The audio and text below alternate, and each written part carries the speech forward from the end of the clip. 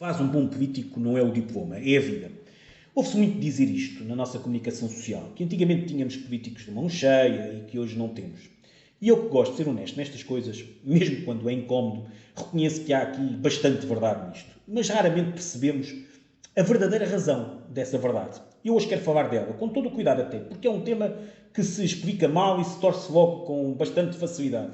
Deixem por isso começar por afastar qualquer tipo de equívoco, porque não quer ser mal interpretado. Eu valorizo imensamente, repito, imensamente a formação académica. Repito outra vez, imensamente, para que não haja dúvidas. Quero-a para todos os jovens portugueses, para os meus filhos, sempre os empurrei, aliás, para estudarem o máximo que pudessem, e orgulho-me imenso de ver-os trilhar este caminho, de concluir os cursos e a pensar e a fazer já especializações e mestrados, enfim. Estudar é uma riqueza individual e até coletiva, e temos hoje a geração mais qualificada de sempre, o que é uma enorme vitória do país. Nada do que vou dizer, por isso, belisca isto, repito, nada. O meu ponto é outro, e é mais de detalhe, mais fino, se assim podemos dizer. Fomos, sem dar conta, a confundir formação académica com aquilo que verdadeiramente forma um político. E não é a mesma coisa. É que não é mesmo. Olhem, por exemplo, para a geração que fez a nossa democracia. Por exemplo, reparem que... Vou atravessar aqui todos os partidos de propósito.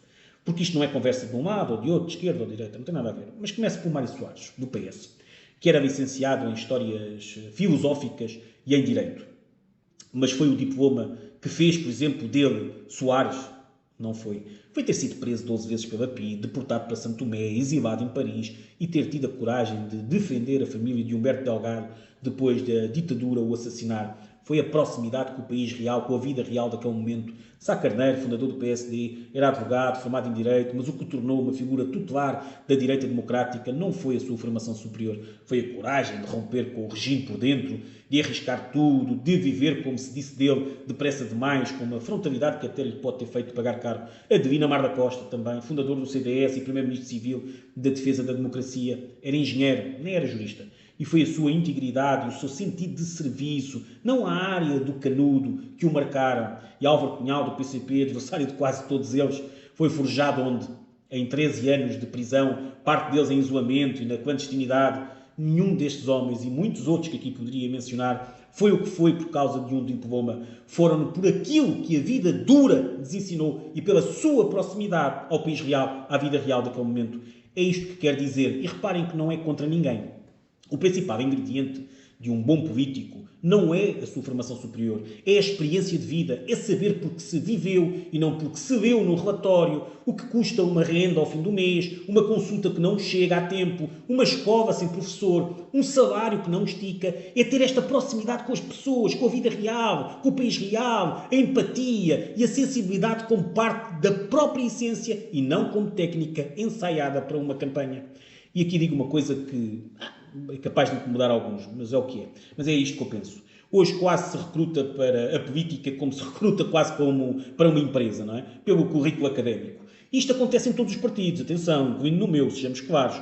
Aparecem pessoas de valor técnico e académico inegável, atenção, que respeito e não contesto em nada. Mas o conhecimento técnico sozinho não faz um bom político. Faz um bom quadro, são coisas diferentes. Repito, são coisas diferentes. Um país precisa das duas, mas não as pode confundir.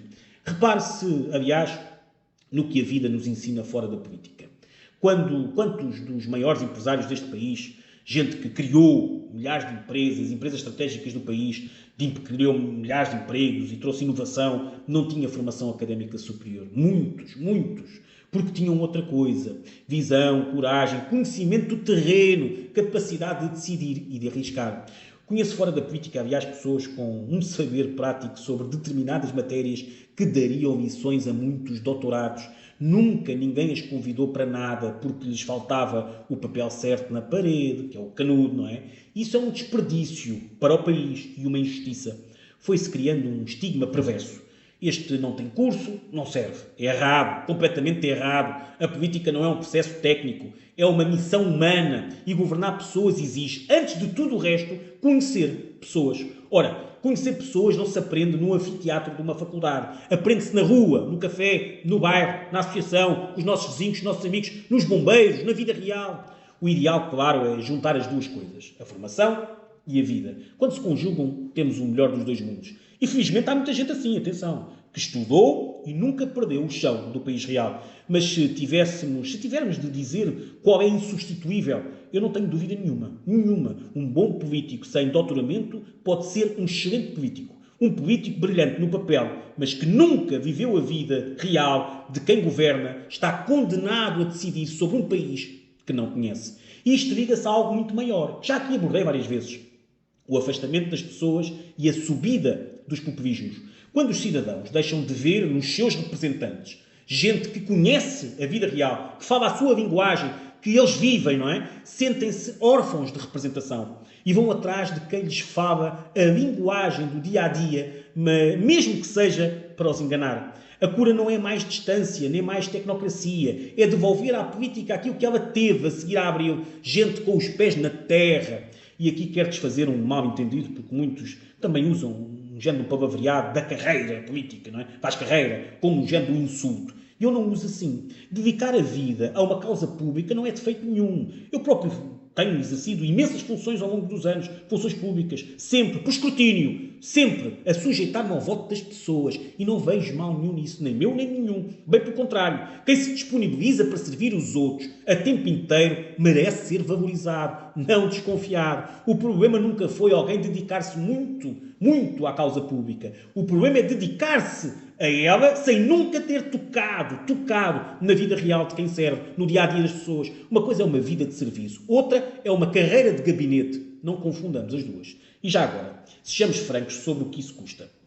Quem hoje se disponibiliza para ser eleito tem de ser um verdadeiro corajoso. Eu digo isto várias vezes, porque é preciso coragem para aguentar o desgaste, a falta de reconhecimento, o enxovalho por vezes na praça pública, a desinformação constante e as meias-verdades. Muitos de nós, e incluo-me nisso, param mais do que uma vez a perguntar-se se está a valer a pena, se vale a pena.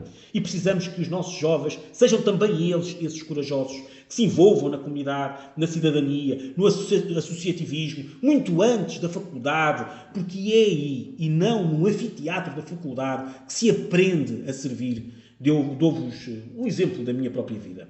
E acredito que é transversal a toda a sociedade, não é só meu. Ao longo dos anos, muitos anos que tenho de vida pública, como me encabeçar e montar muitas listas e escolher pessoas para servir. E digo-vos com toda a honestidade, nunca, uma única vez, o critério foi a formação académica de alguém. O critério foi sempre outro, sempre a participação daquela pessoa na sociedade civil, no associativismo, no voluntariado, no desporto, na educação, no trabalho com os séniores, no comércio de rua, na vida de comunidade. Muitos dos que escolhi até tinham formação superior. Muitos, aliás. Mas isso era indiferente. Podiam tê-la ou não. Era para mim completamente indiferente. Não era por aí. Escolhi-os porque conheciam os vizinhos pelo nome, porque estavam no terreno todos os dias, porque eram a comunidade e porque são parte da comunidade. E é por isso que as minhas vistas sempre ultrapassaram barreiras partidárias. Porque não eram listas de currículos. Eram listas de gente que representa verdadeiramente as pessoas. Esse é, aliás, o critério certo. O que já fizeste, o que estás a fazer, o que fazes pelos outros, não o canudo. Se eu vier agregado a isso, ótimo, tanto melhor. Se não vier, não é problema nenhum.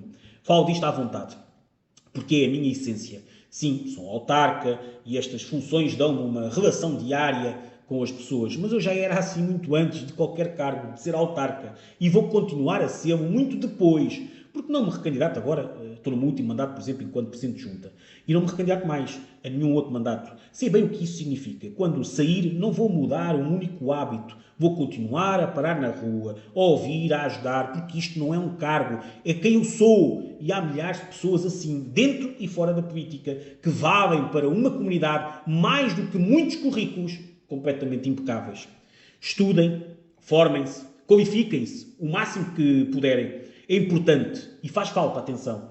Eu sou o primeiro a defendê-lo, mas nunca deixem que vos digam que uma pessoa vale menos por não ter um canudo, porque aquilo que verdadeiramente forma um homem ou uma mulher ao serviço dos outros não se passa em nenhum diploma, não vem no diploma, passa-se na vida, sempre se passou. Pensem pela vossa própria cabeça, já agora, sempre, porque isto também faz parte disso.